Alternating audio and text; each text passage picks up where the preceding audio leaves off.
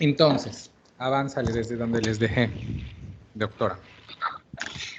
Ok.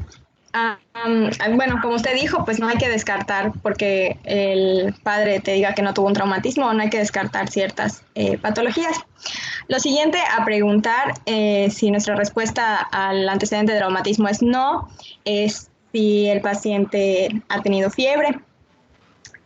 Si la respuesta es sí, debemos averiguar si este dolor ha causado alguna limitación funcional.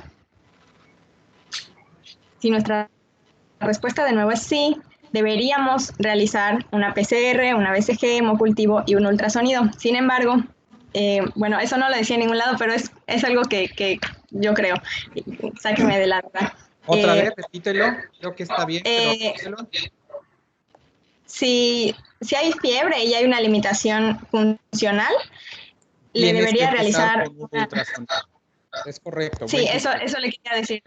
Sí, porque en realidad la PCR y la BCG, pues sí es un indicador de inflamación, pero pues podría ser por otra causa. Pero espérate, sí hay una razón específica de los reactantes de fase aguda, nada más que no es diagnóstico. Entonces la secuencia que tú propones es correcta. Tienes un paciente con dolor articular monoarticular que no tiene historia de traumatismo directo y que tiene fiebre. Entonces tu razonamiento lógico es que tendrías que descartar en primera instancia una artritis séptica, Séptica. ¿no? Sí. Sobre todo si hay limitación del arco de movilidad en forma pasiva. Y recordemos la diferencia entre movilidad activa y pasiva. Es decir, el paciente puede tener dificultad para mover en arco completo porque le duele, pero cuando tú lo intentas se puede hacer. Entonces es una limitación activa, pero con movilidad completa pasiva. Cuando hay líquido en la articulación, en forma excesiva, habitualmente hay una limitante para la movilidad tanto activa como pasiva. Entonces, si tu paciente está en esas condiciones, tiene dolor articular que se exacerba la movilización pasiva, dices, bueno, hay algo realmente que parece ser articular, porque no hay traumatismo, así que fractura es improbable. Y entonces dices, bueno, en lo que tú dijiste, que no es lo que dice el diagrama, hagamos un ultrasonido, estoy de acuerdo. Si el ultrasonido confirma que hay líquido, además el líquido te va a decir las características y si corresponde, como dice el diagrama, a pus, a sangre o a líquido sinovial, y con eso vas a hacer tu diagnóstico diferencial. Aunque hay que reconocer que tanto sangre como líquido sinovial son inesperados en un paciente febril, son posibles, así que lo más probable es que vayas a encontrar pus. Ahora, si encuentras líquido por ultrasonido que por las características ultrasonográficas es purulento, en ese momento es interesante que tomes los reactantes de fase aguda, porque uno de los mejores seguimientos de la mejoría del paciente es el descenso progresivo de la velocidad de sedimentación globular y tradicionalmente es un marcador de inflamación que se usa en artritis séptica, no con fines diagnósticos, sino para evaluar la progresión o la mejoría con el tratamiento, que es equiparable con el descenso progresivo de las velocidades de sedimentación globular. Entonces, probablemente si yo fuese a editar este diagrama, pasaría la PCR y la BCG o solo la sedimentación globular, que es lo que habitualmente se usa y que además es barato, a aquel paciente que ya me probó tener pus en la articulación por ultrasonido. Ese sería el uso. Entonces, sí hay una Ok, utilidad, pero no es para el diagnóstico, es para el seguimiento. perfecto. Entonces, pues bueno, como ya había mencionado el doctor, dependiendo de lo que encontremos en el ultrasonido, pues ya sería nuestro diagnóstico. Recordando que pues la artritis séptica es más frecuente en menores de 3 años y pues hay dos maneras en las que se puede dar. Puede ser por diseminación o puede ser por inoculación directa. Y lo más común es que sea por Streptococcus aureus. Y bueno, pues dependiendo de su gravedad sería su Doctor, tratamiento. disculpe la interrupción, pero por ejemplo en este diagrama lo que mostraban era a partir de la recolección de la artrocentesis. ¿Qué diagnóstico nos podría relacionar dependiendo de lo que encontremos? Un poquito más detallado de lo que había mencionado mi compañera. Que por ejemplo la presencia de células rojas en una hemartrosis podría diferenciarlo con una hemofilia, con un traumatismo severo. En cambio la serie blanca que se encuentre en el líquido, pues va a manifestar otros posibles diagnósticos dependiendo de lo que se encuentre. Y que, como usted mencionaba, los reactantes de fase aguda y el análisis del líquido a veces puede ser un poquito ambiguo, ya que los valores están fijados de alguna manera, pero realmente puede variar su categorización dependiendo de la clínica del paciente. Por eso no lo usas como diagnóstico, lo usas para el seguimiento de cómo va yendo. Si estaba en, no sé, 40 y se va a 30, se va a 25, es el cambio. Lo que estamos viendo no es si está alto, que eso ya sabemos que va a pasar, y no me dice la gravedad, la primera cifra. Lo que voy a hacer es comparar, va a ser mi punto de partida el estudio de sedimentación que tomas al diagnóstico. Ahora, tienes razón, si encuentro sangre, pues pienso en hemartrosis y busco alteraciones que me den sangrado profundo, hemofilia o alguna alteración de la cascada de la coagulación. Si mi paciente tiene glóbulos blancos, entonces pienso pus, pues entonces confirmo, pero eso ya, es que eso se sabe o se debe de poder saber desde que haces el ultrasonido. La densidad ultrasonográfica es suficiente para conocer con razonable precisión si lo que tienes ahí es sangre o pus. Sí se puede distinguir según los ecos que te presente. Entonces aquí te voy a cambiar, tienes razón, dijiste verdad, pero mi pregunta sería, ¿a todos les vamos a hacer artrocentesis? No todos. ¿A quién O sea, entonces? pues menciona que primero que nada tiene que haber la cantidad suficiente para que se le pueda hacer la punción, y solo en aquellos que realmente no haya duda diagnóstica al realizar el ultrasonograma, entre que pueda haber, como se mencionaba, a veces el líquido no es totalmente transparente en el sentido de que pueda decir las características propias. Cuando existe la duda se puede realizar siempre y cuando exista la cantidad suficiente de líquido para hacer extraído y alguien conozca el procedimiento de forma adecuada. Acabas de tocar dos puntos que hemos tocado mucho en clases y no lo dijiste en esas palabras, pero fue esa la idea. Solo se hace con fines diagnósticos si tengo duda diagnóstica. Si conozco la respuesta a la pregunta, entonces ya no la hago con fines diagnósticos porque ya tengo certeza con el ultrasonido. Entonces, ojo, aunque sea una mejor prueba diagnóstica la artrocentesis, en realidad solo se hace la artrocentesis con fines diagnósticos, nota, con fines diagnósticos, solo se hace si yo no puedo lograr certeza diagnóstica con el ultrasonido. Si ya logré certeza diagnóstica con el ultrasonido, pues ya tengo diagnóstico y ya no voy a hacer una artrocentesis, vuelvo a decir, con fines diagnósticos. Una vez que tenemos eso, recordemos también que la artrocentesis puede hacerse con fines diagnósticos y puede hacerse con fines terapéuticos. Entonces, la artrocentesis con fines terapéuticos tiene criterio. Esencialmente tienes los volúmenes, no voy a entrar a mililitros porque es algo que queda fuera de nuestra competencia, solamente hay volúmenes pequeños que son difíciles de extraer por artrocentesis y que se manejan en función de los hallazgos ultrasonográficos en forma empírica con cobertura antimicrobiana y se les da seguimiento con reactantes de fase aguda y no se drenan. Hay volúmenes intermedios que se deben de manejar con una artrocentesis terapéutica, de cuestión lo más coloquial que se puede, absceso que no se drena, no se cura. Entonces, un absceso de determinado volumen, porque eso es un absceso, una colección de pus, habrá que drenarlo y se puede drenar por artrocentesis si tiene el volumen que corresponde a esa decisión diagnóstica y se cubrirá en forma empírica. Si el volumen es excesivo o hay otros criterios que lo justifiquen, entonces lo que tienes que hacer es una artrotomía con lavado articular, lavado quirúrgico. Entonces, pues tampoco le haces artrocentesis porque sabes que vas a entrar y vas a abrir y el manejo es una cirugía. Entonces, están la artrocentesis diagnóstica, que está reservada a la duda diagnóstica, y la artrocentesis terapéutica, que tiene criterios específicos. Y cuando tengo duda diagnóstica, entonces veré qué células y cuántas tuve para ver si es una artritis reactiva, si es una artritis séptica, si es una artritis inflamatoria o si es una artritis por enfermedad de Lyme, como sale en este cuadro que nos presenta. Lo cual nos deja de regreso al diagrama para que me digan cuál es el tratamiento empírico.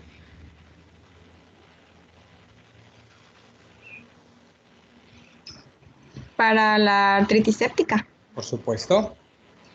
pues le debemos dar antibiótico. Es que depende de la gravedad y la cantidad de pus.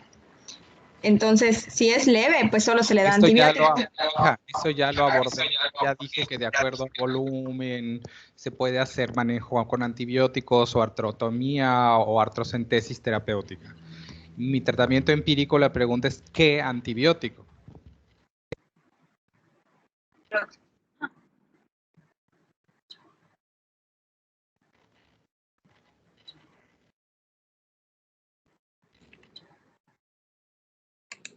Bueno, en uno de los ¿qué más menciona la fluoxetina con fluoxima? ¿De qué depende el tratamiento empírico antimicrobiano? Esta es una pregunta básica. Del agente etiológico más frecuente. Ok.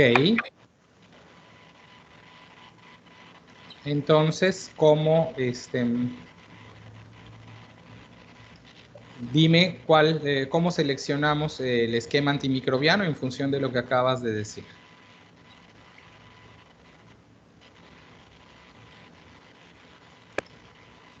Bueno, aquel de antibiótico que sea sensible a esta bacteria. Ok, explícamelo con ejemplos para que sepamos cómo se toma la decisión. ¿A quién le darías qué antibiótico? Acuérdate que para que yo conozca la bacteria, con certeza necesito un cultivo que tarda 72 horas en salir, y para que yo pueda cultivar necesito una muestra que ya dijimos que no necesariamente voy a obtener. Estamos de acuerdo con esto, ¿no? ¿Qué tal que el paciente tiene un volumen pequeño, por lo tanto tengo diagnóstico, pero no es susceptible de artrocentesis? Entonces voy a dar un tratamiento empírico. ¿Cómo decido qué voy a hacer? ¿Cómo decido qué antibiótico voy a dar? Podría ser dependiendo de si es un gran positivo o un gran negativo. No lo sabes, doctora, porque no tienes el cultivo. Esta es una decisión que se hace empírica. Vuelvo a preguntar, ¿cómo hacen las decisiones empíricas de tratamiento antimicrobiano? Ustedes ya dieron la respuesta. El tratamiento empírico se hace conociendo las bacterias que es más probable encontrar en este foco infeccioso. Entonces, ustedes deben de haber estudiado cuáles son las bacterias más frecuentes.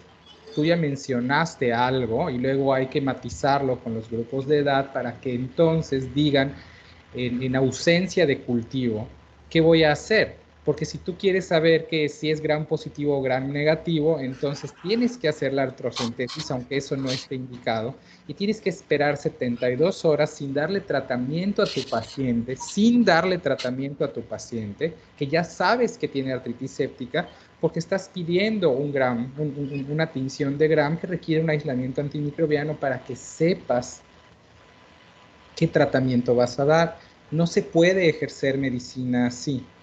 La decisión de antimicrobiano siempre es, comillas, empírica, porque tú no conoces el aislamiento, conoces las bacterias que más probablemente causan esa infección que tú estás tratando. Y en función de esas bacterias y de su perfil de sensibilidad a antimicrobianos, escoges un antimicrobiano que tiene buenas probabilidades de funcionar. Pero en medicina decidimos con información incompleta. Esto ya lo tendrían que saber. Entonces, en función de esto, de quién es tu paciente y qué foco infeccioso tiene, es que escogemos en forma empírica el antimicrobiano. Ahora, ¿quién? Preferiblemente, sabes que me caes bien, pero que no sea Saúl, ni Julio, ni los habituales, y José Manuel, que son los habituales. Yo necesito darle clases a todos. ¿Quién más que no sea de los habituales me puede explicar la forma en la que se decide el antimicrobiano en este paciente?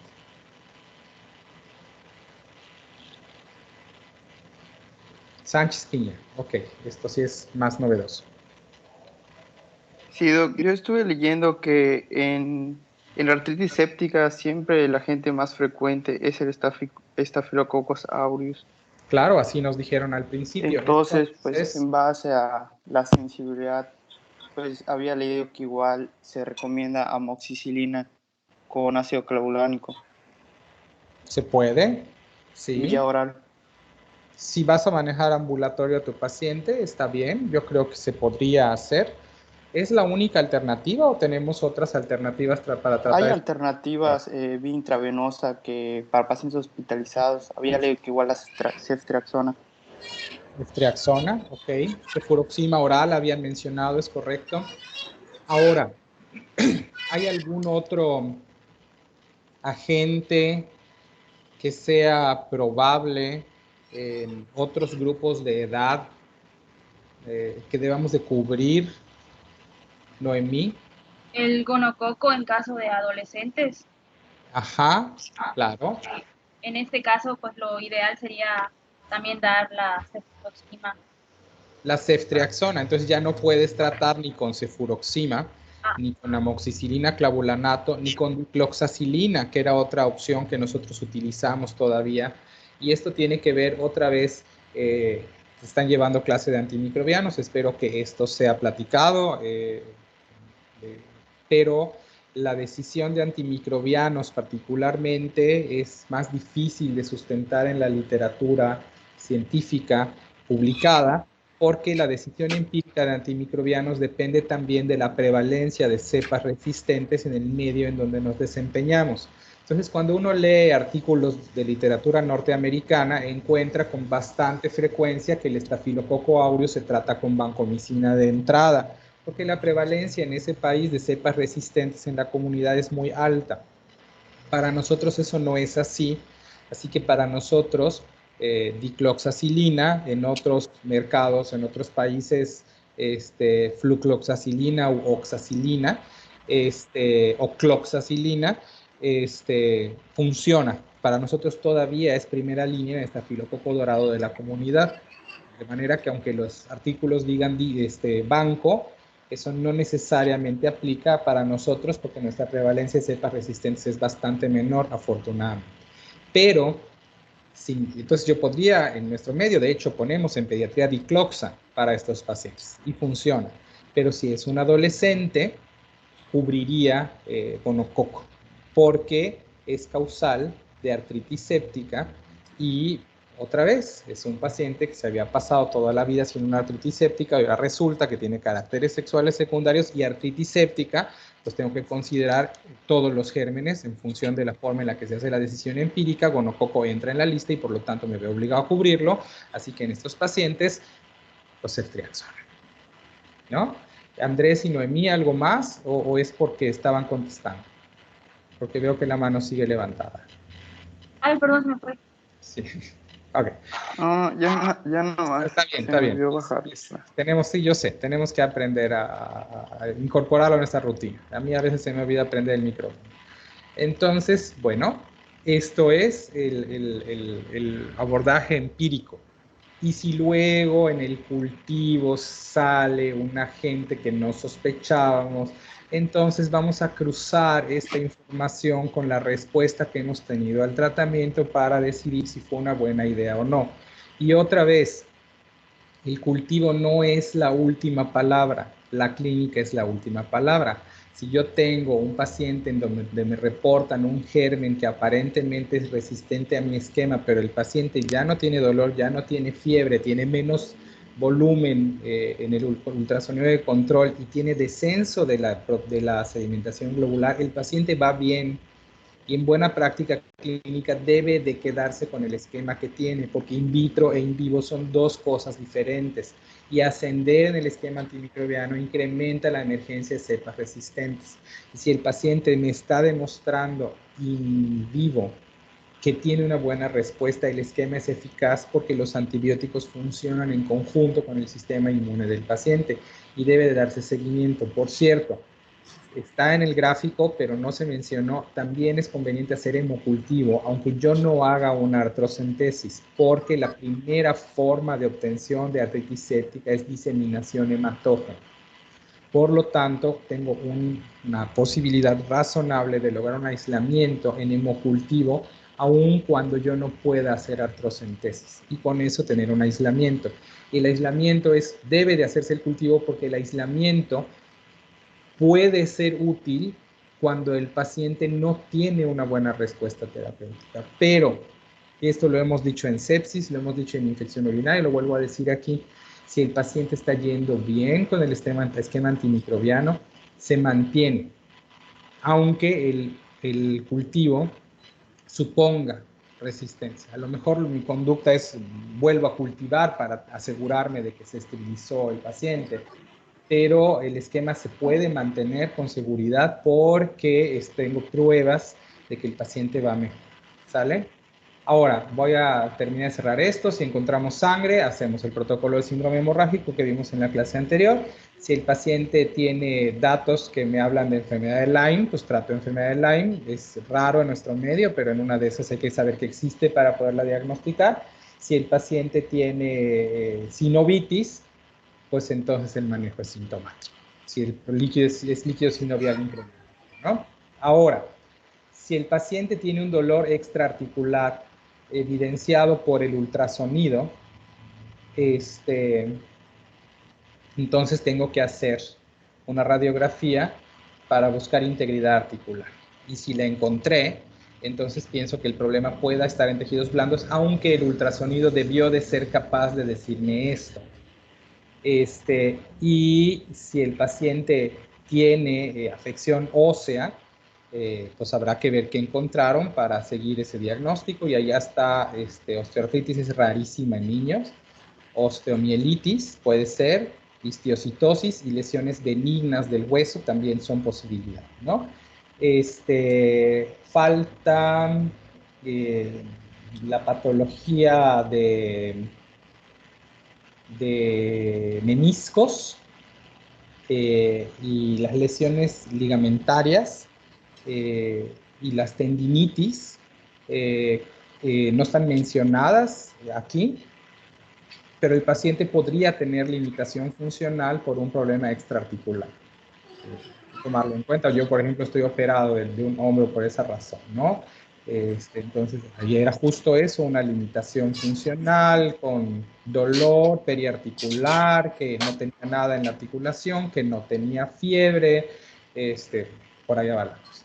La mayoría de estos pacientes, otra vez, no tienen fiebre.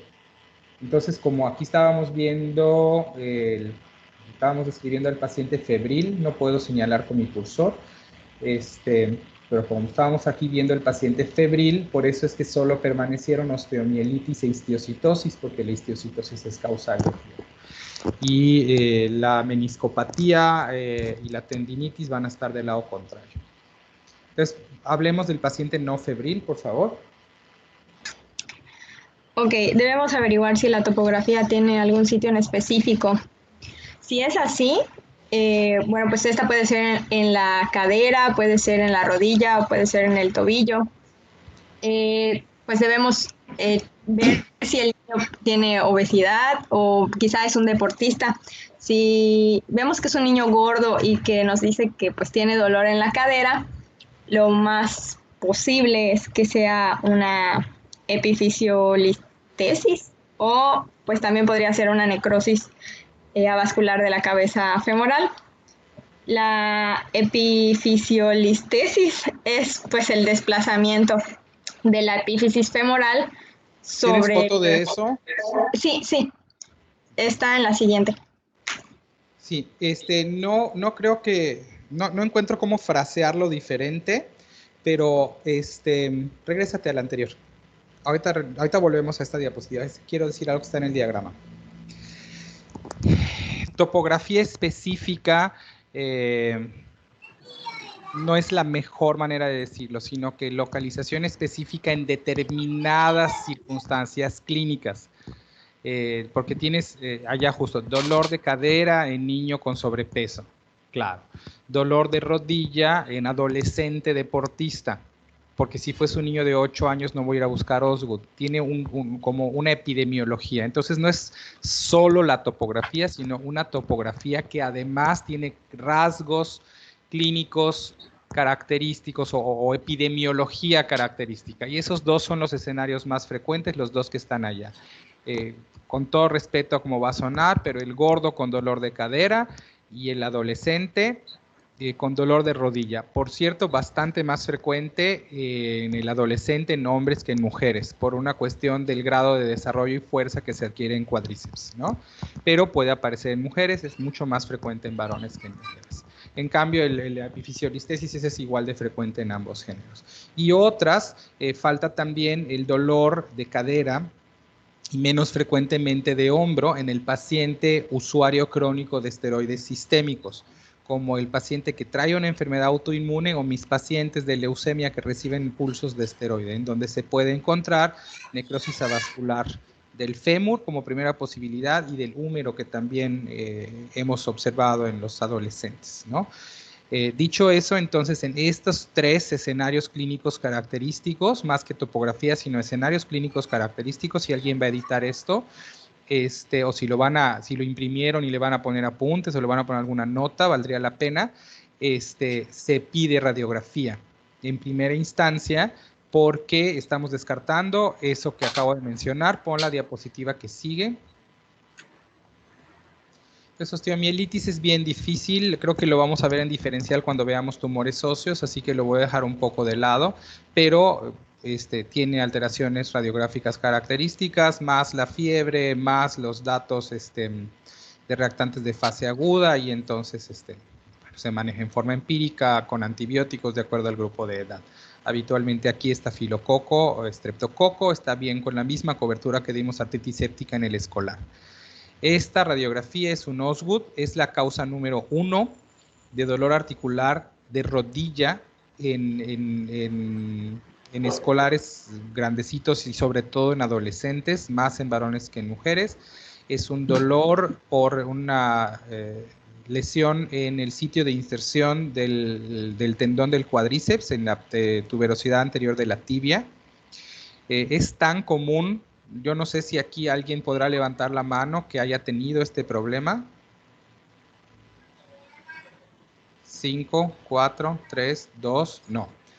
¿Alguno de ustedes, cambio la pregunta, tuvo que utilizar una bandita como si fuese un brazalete pero en que pasaba por la rodilla porque tuviera dolor de rodilla? De esos futbolistas o basquetbolistas. ¿Tú, José Alberto Sierra, has usado eso? Camila, ¿tú usaste? Sí, en que jugaba básquet. ¿Sabes cómo se llama eso que usabas? Guay, no me acuerdo nunca. José Alberto, ¿sabes cómo se llama? Pues nosotros le decíamos banda rotuliana, pero no sé si sea el nombre correcto, la verdad. Se llama banda rotuliana o banda de Osgood. ¿Sabes por qué se llama banda de Osgood? Pues sería por la patología. Porque sirve para tratar el Osgood. Lo más probable es que tú hayas tenido Osgood, que hayan tenido Osgood. Dolor de rodilla con la actividad física, y entonces les ponen estas bandas que sirven para disminuir esto que es un desprendimiento parcial de la tuberosidad anterior de la tibia, porque se genera tensión sostenida sobre la inserción del tendón del cuádriceps. Esto es lo que se vería en radiografía. Entonces, es la causa más común de dolor de rodilla en el adolescente, y se requiere una placa lateral de rodilla en el adolescente con dolor articular. Esa es la manera correcta de abordarlo, porque entonces sí, te ponen la banda y te deja de molestar, pero tú quieres saber el grado de desprendimiento, porque si sigue progresando, entonces te requieres un manejo más especializado o mayor cuidado, mayor reposo, porque si no puede acabar en avulsión. Esto se puede romper, se desprende, y entonces sí tenemos problemas.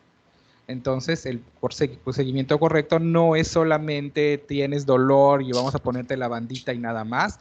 Requiere un abordaje por imagen y un seguimiento especializado, que no sé si ustedes tuvieron o no, pero me inclino a pensar que no, porque conocerían el nombre de la enfermedad, ¿no? Y mejora con la edad. Es un problema propio del adolescente. Es raro, rarísimo en el adulto. Pero si uno va a un lugar donde hayan adolescentes jugando básquet o fútbol, te vas a encontrar a más de uno con su banda de Osgood. Y esto les hace, bueno, aquí ya encontramos a 3 de 43. lo cual da una idea de lo frecuente del problema. ¿Sale? Bueno, y aquí tenemos al gordito. No sé si podemos ampliar esto, pero es una mala imagen. Creo que hay mejores imágenes. Pero, en epifisiolistesis.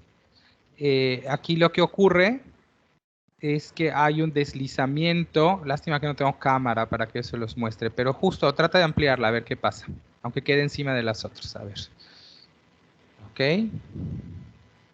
Lo que tenemos es una falta de... Ay, se escapó. A ver. Una falta de correspondencia. Se ve mal, pero... Ah, sí se ve bien. Aquí está. Ya lo vi. Sí se ve. Con las líneas de Klein, ¿no, doctor? Es que aquí lo que estás viendo, más bien, esto parece una necrosis avascular más que una epifisiolistesis. Lo que ocurre es que el cartílago de crecimiento, en vez de estar en un plano horizontal, está en un plano inclinado. Entonces, cuando incrementas las cargas sobre la fisis, sobre el cartílago de crecimiento, se desliza la epífisis sobre el cartílago de crecimiento, como que se resbala y dejan de cazar. Ya no hay una correspondencia, sino que se va deslizando de alguna manera el fémur a lo largo del cartílago de crecimiento, y esa es la listesis. Ese es justo el deslizamiento o listesis, es el problema. Esto causa dolor articular y puede haber un deslizamiento progresivo que acabe en que se fracture por completo.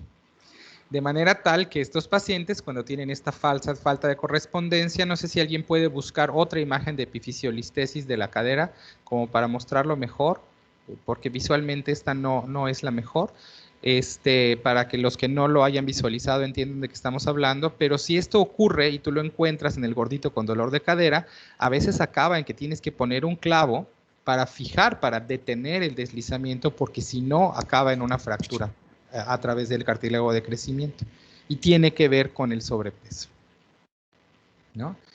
Esta imagen, otra vez repito, para mí no es tan explícita, me gustaba más para necrosis avascular, porque no veo bien la cabeza del fémur, pero no lo sé. De todas maneras, no, es una interpretación de radiología, no es nuestra. ¿Quiere que ponga la imagen, Doc? Sí, por favor. Bueno. A ver.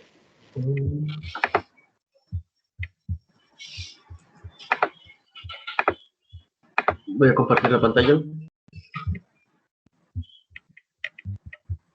¿Se ve?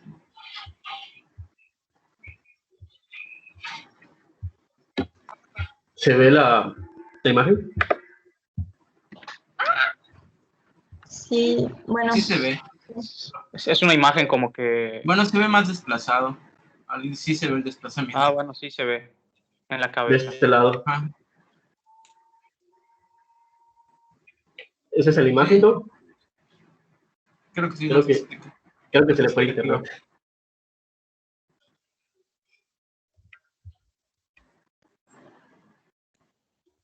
Creo que sí se fue su internet. Creo que se le fue el internet al doctor. Bueno, igual Emanuel mandó una en el chat de la reunión. No tengo micro, ya lo prendí. Aguántenme, quiero ver si lo puedo ver. Es que está en el chat, creo. Sí, ajá, esta que estás viendo, sí, ya lo vi. Esta está muchísimo más claro. Ahí ven cómo de lo que nos queda a la izquierda hay una correspondencia total, y de lo que nos queda a la derecha está deslizado. Esto sí es bastante más claro. Esta es una epifisiolistesis y tiene que ver con el ángulo. Esta es la única articulación que carga peso y que tiene el cartílago de crecimiento en un sentido menos que horizontal. Y por eso es que se puede deslizar. Las otras, es decir, la de la tibia, la de fémur distal, están perfectamente horizontales y por eso no hacen listesis, sino solamente esta. Ok, gracias. Nos regresamos a donde estábamos. Doc, tengo una pregunta. Dime. En este caso, lo que se desliza es el cartílago de crecimiento. En el cartílago de crecimiento. Pero el cartílago de crecimiento no se parte en dos. Acuérdate que el cartílago de crecimiento, si se acuerdan de sus tablas de Salter-Harris, el cartílago de crecimiento está, recibe su perfusión del lado articular. Entonces, siempre que el cartílago de crecimiento se mueva, se queda pegado al lado articular o al lado de la epífisis, sigue recibiendo nutrición y sigue generando crecimiento y material óseo, nada más que lo va a generar mal o en una posición incorrecta. Se vuelve una fractura, pero una fractura tipo 1, hasta que se pierde por completo la correspondencia, pero no se daña y esto es susceptible de crecimiento normal si tú lo detectas a tiempo y lo manejas. ¿Ok? No es que se rompa el cartílago de crecimiento, se desliza del lado diafisiario sin sufrir daño significativo porque mantiene su perfusión. No sé si esto contesta tu pregunta. Sí, Doc, gracias. Okay, bueno. Seguimos, porfa.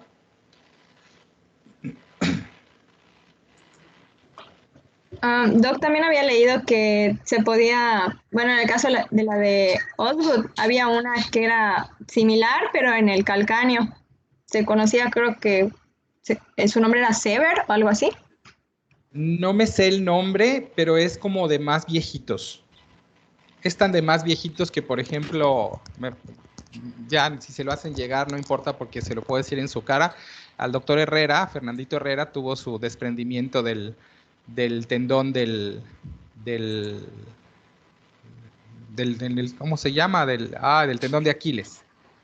Esto puede ocurrir también, pero el desprendimiento del tendón de Aquiles es de personas de mayor edad. No es habitual en pediatría. Sí existe, pero no es habitual en pediatría. Sí, había leído que si se daba, normalmente era por una tensión demasiado fuerte o por que haya sido en un traumatismo deportivo. Ajá, sí le pasó jugando frontón a Fernando. Bueno, y si no es específico Julio, en el lugar y pues la persona ya habíamos visto que no solo dependía del lugar, sino de las características del paciente. Si no es así, pues deberíamos averiguar si tiene una causa mecánica o no. Uh-huh. Y si es así, pues ahí entra de nuevo. Explica las causas mecánicas, por favor. Bueno, no me la sé. ¿A qué te refieres con causas mecánicas?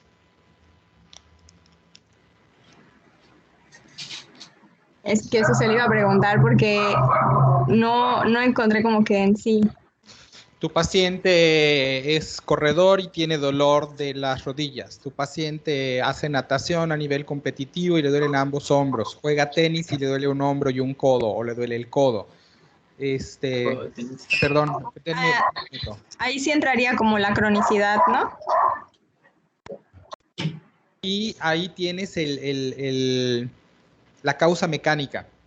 En realidad es traumática, pero es traumatismo por uso excesivo, no es traumatismo directo por un golpe. Es gimnasta y tiene dolor en las caderas o en las rodillas o en los hombros. No sé qué ejercicio esté haciendo, ¿no? Hace alguna actividad específica y tiene dolor en una muñeca o en ambas. Y por eso también vimos lo de la simetría. El nadador, el corredor tiene problema simétrico. El beisbolista, el tenista tiene problema potencial de dos articulaciones contiguas. Muñeca y codo, codo y hombro.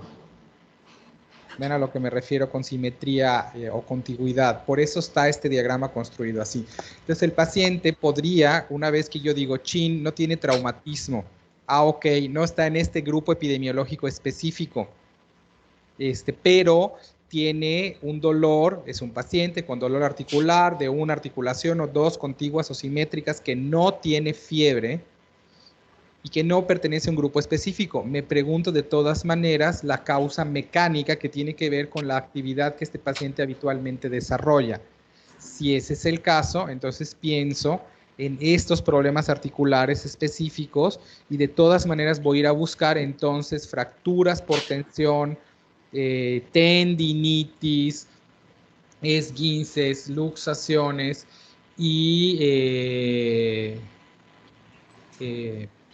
aquí es donde pienso en meniscopatía, aquí pienso en alteraciones ligamentarias, que son más frecuentes por las causas mecánicas. De hecho, voy a pensar en tendinitis también en las no mecánicas, pero con mayor intensidad o con mayor probabilidad de encontrar el diagnóstico justo en estos pacientes que tienen una actividad específica que te lleva a uso excesivo de la articulación. ¿Sale? Esa es como la visión de quién me hace tendinitis. Cualquiera así de la nada, la verdad es que no. ¿Quién está martillando? Es Roberto.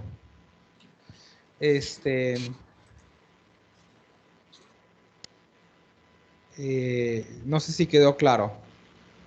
Sí, porque es que a eso iba, no lo había entendido así, Ya, perdón, porque pues me decía entre las causas mecánicas un traumatismo, entonces como que no me había caído el 20 que era un traumatismo, pero por cronicidad.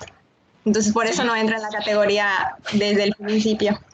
Ojalá estén tomando apuntes para mejorar estos diagramas, porque por eso es importante estar en la clase. Roberto, creo que tienes abierto tu micrófono involuntariamente y estás matando algo a martillazos. Doctor, entonces debería mover, porque, bueno, en el diagrama dice que si no tengo una causa mecánica, entonces, y hago una radiografía y está normal, entonces puede ser una meniscopatía o una tendinitis, entonces lo muevo a una causa mecánica. Lo duplicaría. Lo duplico. Ok. Porque puede ser que tú conozcas la causa mecánica y entonces vayas buscando eso, o puede ser que no la conozcas y entonces te la encuentres. Es decir, tú puedes tener una tendinitis en un paciente con uso excesivo de la articulación o sin uso excesivo de la articulación. El asunto es que si mi paciente es un nadador, a lo mejor voy a hacerle un ultrasonido antes que una placa. Depende de lo que yo me refiera a la causa mecánica, ¿no? Entonces, probablemente, es decir, a donde estoy queriendo llegar, y otra vez se supone que tuvieron las clases de ortopedia de tercer año, tuvieron que haberles facultado a navegar muy fácilmente este esquema. Porque aquí está toda, bueno, no toda, pero está el 50% de sus clases de ortopedia tendrían que estar aquí. Estamos viendo esguince, luxación, sinovitis, bursitis, tendinitis, patología de rodilla, de muñeca. O sea, es la mitad de artritis séptica, es como la mitad del programa de ortopedia, ¿no? En una sola diapositiva. Entonces, la pregunta a la que estoy queriendo llegar, y no es absoluta, aquí son cuestiones de criterio, es, tengo este paciente que tiene un dolor articular, monoarticular, y entonces no tuvo un traumatismo directo, evidente, no trae fiebre, y yo quiero saber si le hago la placa o le hago el ultrasonido. Esencialmente, esta es la discusión que estamos teniendo. ¿Qué le voy a pedir? ¿Una placa o un ultrasonido? Y entonces, pues los dos caminos son correctos, porque a lo mejor acabas pidiendo las dos. Pero yo te diría, si no tiene una causa traumática específica, lo más probable es que yo le haga un ultrasonido primero. Ese es justo a donde quiero llegar. ¿Por qué? Porque no espero encontrar problemas óseos. No espero una fractura, no espero una lesión ósea benigna o maligna, no espero una listesis, no espero un desprendimiento, una abulsión de la tuberosidad anterior de la tibia. No es lo que estoy buscando, porque el paciente no está llevándome para allá. Estoy sobre el terreno de bursitis, artritis reactiva, sinovitis, tendinitis, por ahí estoy buscando, ¿no? Y meniscopatía. Manguito rotador. Eso es lo que estoy buscando, ¿no? Que puede ocurrir en forma traumática o no. Entonces voy a hacer primero un ultrasonido y voy a ver si no es por allá el problema, ¿ok? Mi recomendación sería que en cualquiera de los dos lados donde hayáis querido mandar a este paciente, lo primero que le voy a hacer es un ultrasonido. más en función de cuál es el estudio que sigue, cuál es el paso siguiente, y esa es la lógica de estos diagramas. Mi paso siguiente sería, en este paciente, causa mecánica o no, sería un ultrasonido, para que yo sepa qué está pasando. Y si el ultrasonido me da el diagnóstico, me podría dar todo lo que acabo de mencionar. ¿Ok? Y si el ultrasonido no me dio diagnóstico, es entonces que voy a hacer una placa. Es decir, el paciente sin traumatismo, para cerrar este diagrama, en el paciente sin traumatismo evidente, golpe contuso, qué sé yo, lo primero que le hago es un ultra. En el paciente con traumatismo o con características epidemiológicas específicas, lo primero que le hago es una radiografía. En el otro es un ultrasonido, en este es una radiografía. Porque en el paciente que tuvo traumatismo o que tiene características epidemiológicas específicas, es posible que la radiografía me dé el diagnóstico. El paciente que no tiene un traumatismo y que no tiene características epidemiológicas específicas, es difícil que vaya a encontrar algo esquelético, y entonces haría bien en irme directamente al ultra. Y otra vez vamos a tener la discusión de, oiga, doc, la resonancia es mejor para ver menisco. La resonancia es mejor para ver manguito rotador. Bueno, pues sí, pero la resonancia está reservada a aquellos pacientes en donde no pude hacer el diagnóstico de otra manera. Y es el paso por paso. Y voy a usarme de caso clínico. Tuve un problema, tengo pseudogota. Pseudogota tiene que ver, no es un problema de ácido úrico, pero es un problema de depósito de cristales de calcio, calcificaciones en ciertos tendones. La tuve en el hombro. Entonces tenía un problema de limitación funcional, había movimientos que me dolían, llegó un momento en que no podía subir mi brazo de determinada manera, y entonces dije, ah, caray, esto es traumático. La verdad es que no, así como que actividad física intensa, la verdad es que evidentemente no tengo. Entonces, pero tengo limitación funcional sin fiebre. ¿Qué me corresponde? Pues un ultrasonido. Primero me hice un ultrasonido, es lo que me tenía que hacer. Me hice el ultrasonido, me encontraron depósito de cristales de calcio en específicos en el ligamento y dijeron, lo que usted tiene es pseudogota. Oiga, ¿tiene criterios quirúrgicos o no? Acabó en que me operaron un hombro. Ya empezó el otro hombro, pasó lo mismo, lo encontré más a tiempo y lo que estoy usando es colchicina, que es el tratamiento de elección, mejoró, ¿no? Entonces, ¿necesité una resonancia? Pues no, porque el ultrasonido fue diagnóstico. Si el ultrasonido no hubiese sido diagnóstico, es que hubiese recorrido la resonancia, que es mejor estudio, pero que tiene menos accesibilidad y mayor costo. Y acuérdense, la selección del estudio se hace en función no solo de su precisión diagnóstica, sino en función de la accesibilidad. Nosotros habíamos hablado, perdón que yo lo regrese a la estadística, pero no solo de la sensibilidad y la especificidad, sino también en función de la probabilidad pretest. Entonces, ya se sabe. Entonces, en función de todo este conjunto, yo digo, bueno, tengo el ultrasonido a 250 pesos, accesible en cualquier esquina. Me lo hago. Eso, voy a hacer 100 ultrasonidos y voy a encontrar 92 veces el diagnóstico correcto. Me voy a quedar con 8 resonancias y eso va a salir más barato que hacer 100 resonancias sin ningún ultrasonido. Esta es la lógica de la toma de decisión. Y eso es lo que se le explica al paciente, por cierto. Oiga, podemos hacer una resonancia que le va a costar 7,000 pesos y vamos a estar seguros, o podemos hacer un ultrasonido y 9 de cada 10 veces le voy a poder contestar. Entonces tiene usted un 10% de error, 10% de posibilidades de requerir una resonancia y gastar un poco más, y un 90% de posibilidades de ahorrarse 7,000 pesos. ¿Dónde voy a hacer? ¿A qué apostarían? Y así es como se toman las decisiones en clínica. Y esto es justo a donde les quiero llevar, cómo se toman las decisiones, cómo escojo qué es lo que voy a hacer, y no dejarse cegar con es que la resonancia es más sensible. Entonces, a fin de cuentas, y vamos a resumir esto otra vez, el paciente tiene dolor articular, monoarticular o de 2 articulaciones contiguas. Si tiene traumatismo, necesita una radiografía en primera instancia. Si no tiene traumatismo, entonces me pregunto si tiene fiebre o no. Si tiene fiebre, voy a necesitar, veo si tiene limitación funcional. Si tiene limitación funcional, lo que necesito es un ultrasonido, más menos reactantes de fase aguda, más un hemocultivo.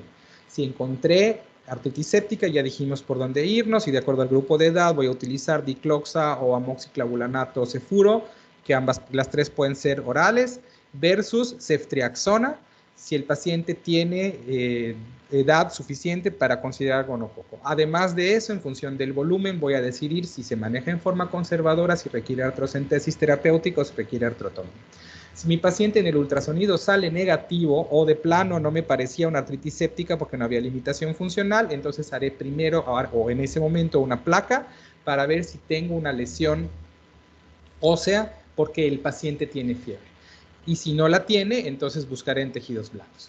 Si el paciente no tiene fiebre, entonces esto no me lleva a un problema infeccioso, me lleva a un problema propiamente ortopédico.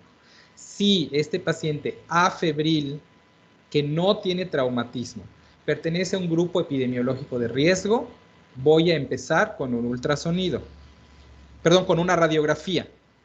Ya dijimos, el gordo, el adolescente con dolor de rodilla y el paciente que tiene uso crónico de esteroides. Si no se encuentra en ese grupo, entonces voy a empezar por un ultrasonido. Y en función de los hallazgos de ultrasonido, veré qué voy a hacer con él. Ya sea que tenga diagnóstico por el ultrasonido y me quedo allá, y si el ultrasonido no es diagnóstico, entonces checaré con la placa para buscar lesiones benignas o malignas óseas en proximidad a la articulación. Y esta es la síntesis de este diagrama.